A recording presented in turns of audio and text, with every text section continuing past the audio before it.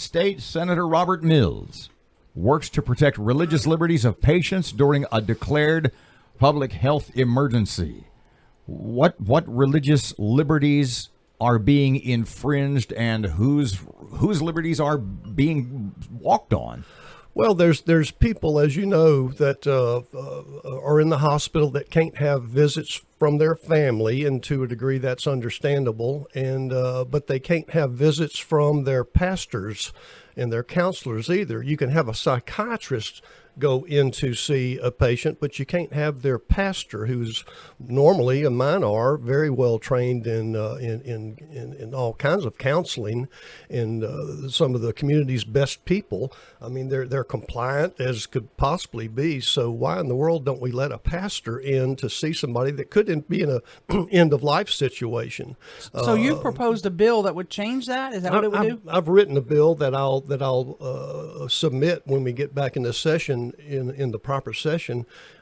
It has to be, if it's during a special session, this would have to be in the call so that I could put it in. If not, I have to wait until the regular session of 2021. So same day that I went ahead and wrote this bill, I put a copy of the bill and a letter to the governor on the governor's front office desk, and asked him to consider going ahead and making a slight change to the emergency order that he has us under today, to allow pastors to be a part of those healthcare providers that could access patients even in a COVID environment. Did he answer you? I mean, have you heard anything from him yet? No, I'm sorry. That was Wednesday, the July 28th, and I've heard nothing from him. And I'm concerned that, if he wanted to say no, I'd rather him said no at least, but I've heard nothing. The genesis of this bill, the genesis of your letter to the governor, I think I read about it a couple of weeks ago. It was a Maryland case where there's a lawsuit now? Correct. There was a lawsuit filed by a family, an individual, and it's his family, to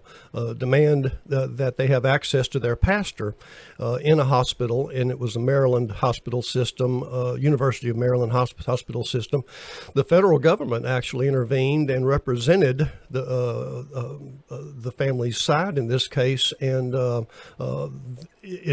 case was settled. Didn't go all the way to completion, but was settled, and the federal government even had their guidance changed to allow pastors into the Maryland hospital systems on a consistent basis statewide. Are you aware of cases in Louisiana where the admittance of a pastor has been denied, even at the request of a patient or the patient's family? Yes, I've had pastors tell me that they've not been allowed into hospitals to see members of their congregation, and I've not talked to any individuals that were involved, but I've talked to the pastors.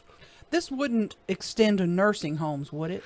I went ahead and put nursing homes in. How do you start? This is kind of where you pick winners and losers with the way the governor's been handling some of this. I wasn't going to, and I'm not being selfish, but I've got, as I told you, a 96-year-old mother in a nursing home that I can't touch, see, feel, and she's desperate about that. But I would at least like her pastor to be able to go in and give her counseling if need be, and comfort. And so, yes, I had in nursing homes and assisted living facilities. As a kid who was raised in the Catholic Church, for somebody who is hospitalized, basically quarantined, and to be unable to receive Holy Communion or any of the sacraments for that matter, I honestly, I'm finding that hard to believe. When you dug into this, you probably have the same feeling. Oh, it's horrible. I mean, there's families literally parked outside hospitals crying, grieving, as they have loved ones on a deathbed, and even their pastors can't get in to visit, counsel, report back on what's the condition of our loved one in this hospital. We're also, Robert, think about this, we're putting our healthcare first line workers, the doctors and the nurses, into a job that's really not, it's above their pay grade. Ushering someone into heaven or hell wasn't really in school. They do a great job, and they're doing it right now, but they need help. And I've not talked to anybody that thinks that pastors should not be allowed in, and I'm wondering why the state of Louisiana seems to be resistant to this. As you introduce a bill, I'm sure you do a little sort of informal canvassing of other legislators. I would think you got a pretty good shot at this one, yeah? I have not done that yet. I just wrote the bill with help from the Senate attorneys last week, and so it's brand new.